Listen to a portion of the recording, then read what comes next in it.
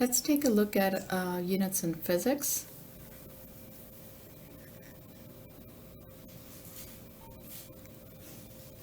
So physicists use the language of mathematics.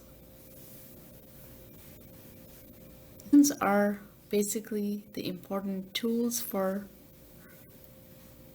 understanding the concepts of physics.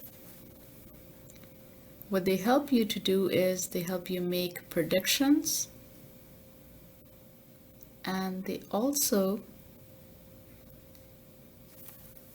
help you understand the relationships between the quantities.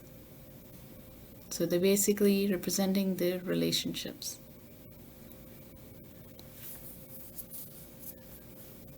For example, let's say we have a penny on a tower. We're trying to drop it to the ground. So you can predict that if you drop a penny, it will fall, but you can also predict how fast it's going to reach the ground. And that's where we talk about the units. Now, the units is something that everyone understands.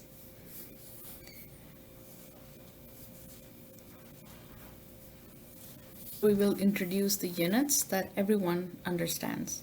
What it means is that in physics, in this class, we're never going to use naked numbers. So any number that we represent follows the worldwide scientific community's system, which is also called as Systeme International de Unités, or to make it simple, it's basically just the SI units.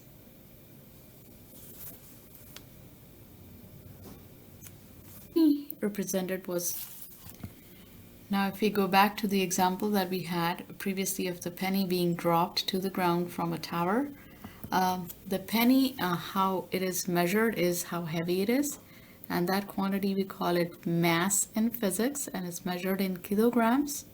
How fast it's coming down to the ground is speed or velocity in physics, and it's measured as meters per second, which you can also write it as ms-1.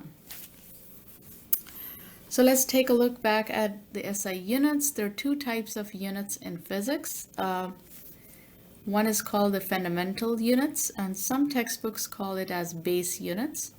And the other one is derived units, as you can see from the name, that it's going to be driven from the fundamental units. Now let's list down the fundamental base units, which is length measured in meters, mass measured in kilograms, time is measured in seconds, temperature is measured in Kelvin, and then you might have seen in the chemistry class the amount of substance, which is measured in moles. And then we'll talk about electric current measured in amperes, or sometimes also referred to as amps, and luminous intensity, which is measured in the units of candela, which is represented as small cd. Now in physics class, you will only focus on the three units that I placed in the box: length, mass, and time. And electric current, we'll talk about it later in this class. But most of the time you will see length, mass, and time. Now derived units are usually by combining the base units or the fundamental units.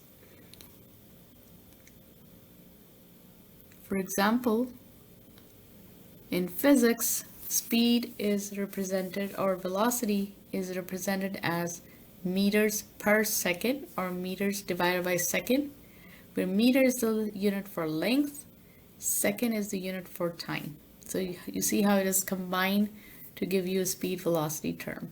The second example is of acceleration, which is measured in meters per second square. Meters per second, we'll talk about it later, what it means, but you can see meters and seconds are the base units. In the next video, we'll talk about prefixes.